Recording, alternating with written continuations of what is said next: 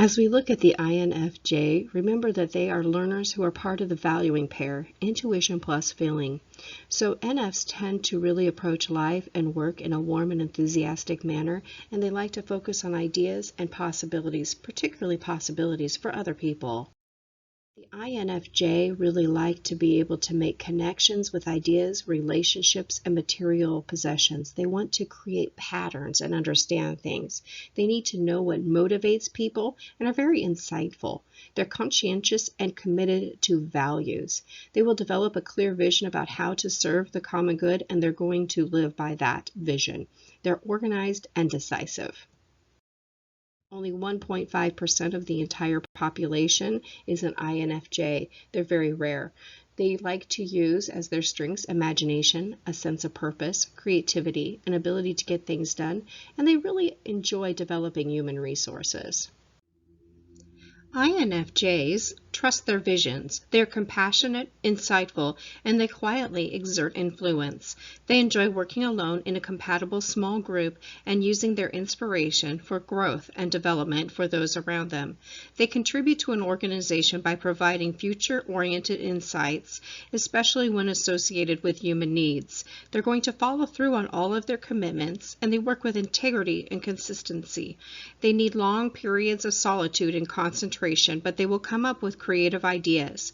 They can organize complex interactions between people and tasks. Their leadership style is one of a vision. They like to know what is best for others and the organization.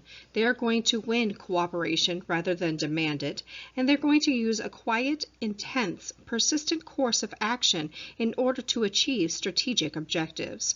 They will work hard to make inspirations real and motivate others toward their ideals in a very determined manner. Their problem-solving approach is to identify an internal vision of what is possible, especially in relation to people and values. However, they may need to include objective views of their vision of the future, as well as include details to make it a reality for the best results. Their preferred work environment includes one that contains people who are strongly focused on ideals that make a difference to the well-being of humanity and society. They will provide opportunities for creativity and expressing their values.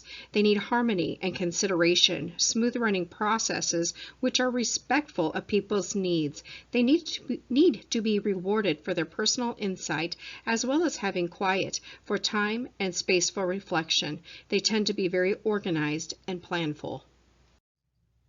With dominant intuition and inferior sensing, that is INTJ, INFJ, ENTP, and ENFP. So this type is going to be likely to recognize new possibilities, have novel and wonderful innovative solutions. They love to look at the future, and they're going to watch for any kind of ideas. They're going to create extensive lists of ideas even, and they're going to tackle new problems with great energy. Under stress, though, they become very overwhelmed with ideas and possibilities as everything looks very equally enticing, and they have a hard time judging between which is best.